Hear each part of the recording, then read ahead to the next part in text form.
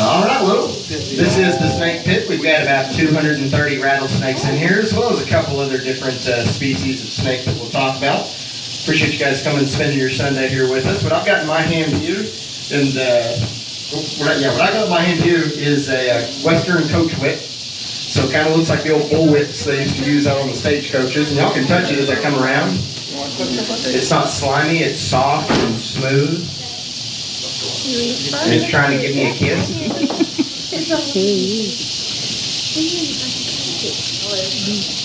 Normally these snakes are pretty friendly, pretty docile. We do get some in here occasionally that have kind of a bad attitude. There's one in here that bit one of the guys yesterday, so we don't mess with him anymore. And you'll find these coach whips in a lot of the same places that you'll find our rattlesnakes, out in the rocks and in the hills. He is no longer alive. Yeah, right there. Yeah, this is it right here. Yeah. I think you're holding them too tight. Now, good thing about Oklahoma is we got a pretty good way to tell our venomous from non-venomous snakes from a distance. If you look at their head, these non-venomous snakes have a head that's roughly the same shape as the rest of their body. All of our venomous species are pit vipers, so they all have that triangular shaped head to them. So not everywhere in the world, but in Oklahoma, if you see a snake with a triangular shaped head, probably best just to leave that snake alone.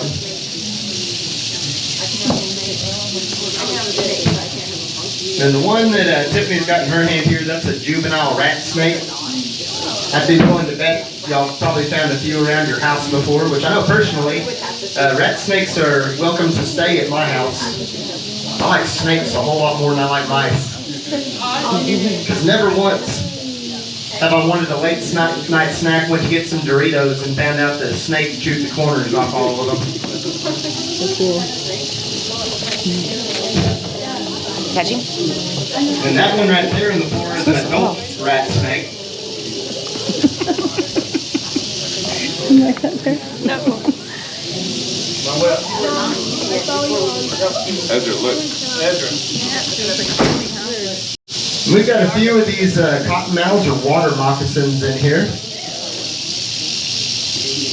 One thing that's important to note on them, most snakes will not chase you. Cottonmouths will definitely chase you. They like to hang out in creeks, ponds, lakes, anywhere near fresh water. And if you are in their territory, they will do everything they can to get you out of their territory. There was a guy in here from Louisiana yesterday that was telling me about how one of these hopped up into his kayak with him. And I was like, well, if that's me. That snake now owns the kayak because I'm not in the kayak anymore. Sucker just pulled the Captain Phillips on me and said, I am the captain now. It's kind of a mean, nasty snake there, the cottonmouth. So what's the cage? Right there. There's some baby rattlesnakes in here and also what we call our high strikers. So these are the ones that when they look at you, they look straight up in the air and try to strike at you at about the knees. So they get to go in the timeout box. Wow. So you can imagine, they get on top of that pile and they can reach a little ways out there. Rattlesnakes will strike about half to a third of their body length. Wow. Now what we got here, this is a beautiful timber rattlesnake. This is probably my favorite venomous snake we have here in Oklahoma. Usually these are very, very docile snakes. You know, they don't get super aggressive. They just kind of want to be left alone. They hang out in eastern Oklahoma, out in the woods and the trees. You know, I can lay this one on the ground, walk around it. You know, it's not striking at me. It really just kind of doesn't even want to have much to do with me. But you can imagine, you know, if there was a bunch of leaves and sticks and stuff on the ground right now, how camouflaged this snake would be. And that's how most people get bit. You know, it's early in the morning, you're going to your deer stand or something like that, and you're just walking along and you step right on it, never even knew it was there, and then turn around and get bit, which it's a good thing that not very many people get bit by this snake, because unlike our others, it has a neurotoxic venom. So that neurotoxic venom is going to attack your nervous system. You're going to have uncontrollable muscle spasms, issues breathing, stuff like that. Now, all the other snakes we have here in the pit are all western diamondback rattlesnakes that can be found right here in southwest Oklahoma. You'll notice Tiffany's laid us out kind of a color wheel of these snakes. You know, they do come in a lot of different colors when they shed. Like this one right here is probably shed pretty recently. It'll be really bright. This one right here, kind of stained red color. That probably came from down by the Red River where they get stained by that clay. And then you got my favorite here, the ashy gray color. Very, very pretty snake. I really like the red one. Now, how many of y'all like to go hiking out at the wildlife refuge? So, you know, everybody knows there's rattlesnakes out there. Now, one of the things I want to tell you is exactly what you need to do if you come up on one out there. You know, hopefully first thing it's going to do is it's going to rattle. It's going to tell you, hey, I'm not here, get away from me, don't step on me. Now, these ones are not going to be very typical. They've been in here for 4 days now, so they're kind of over it. They're like, would you guys just go away? But hopefully out there, they're going to rattle, tell you where they're at. These snakes are not going to chase you. They're going to do one of two things. They're either A, going to stand their ground, or B, they're going to back away from you. So all you got to do, listen for that rattle, find it, and just calmly walk another way, walk around it, and everybody will be happy that day.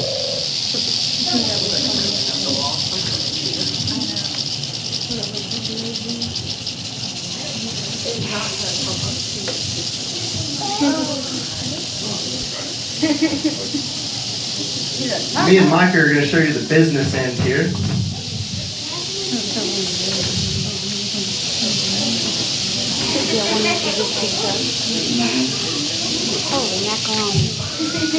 So those fangs are hollow like a hypodermic needle, and if it were to bite you, it would inject you with a hemotoxic venom.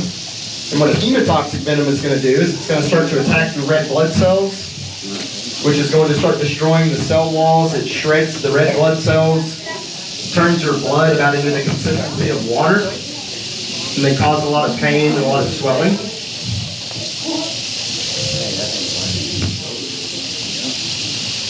Y'all can touch this end as you want. I'll keep the bad end over here so it can't get you.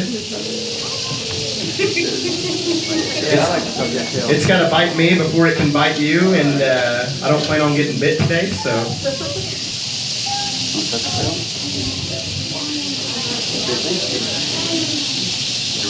A few interesting things about the rattles are made out of the same thing your fingernails are made out of, which is keratin. They are hollow. So they've got fast twitch muscles that just shake those rattles against each other really fast. And then every time the snake sheds its skin, it's going to get a new button.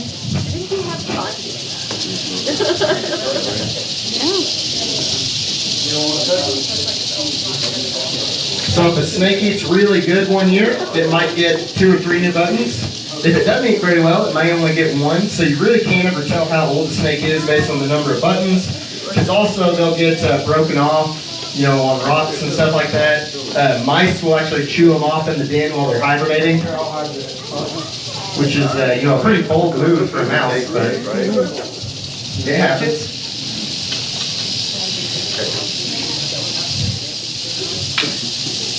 Now, if you do get bit, number one thing you need to do is stay calm, which I know what you're thinking. I just got bit by a snake. There ain't no way I'm staying calm. The faster your heart beats, the faster it pumps venom through your system. Then you need to get to a hospital as quickly as possible. And when you call 911, you need to tell them you were bit by a diamondback rattlesnake. Not all hospitals carry anti-venom, so they have to be able to send you to a hospital that does carry anti-venom. Now, in this area, because we are so close to the Wichita Mountains, Comanche Memorial usually keeps it on hand. Right off the bat, they're going to give you 10 vials of anti-venom. Now, each one of those vials is going to cost anywhere from $5,000 to $10,000, depending on what the price of the time is. And they can give you up to 30 vials. So let's say they only give you 15 or 20. You know, you could be looking at $150,000, $200,000 just in anti-venom. Don't hold them like that for that long. And they're shinier. Now, it is important to note the survival rate of a rattlesnake bite is pretty high. Not very many people die from getting bit by a rattlesnake, assuming that you can get to the hospital within a couple hours. Now, you're not going to have a good time, and it's going to be expensive, but more than likely you're going to make it.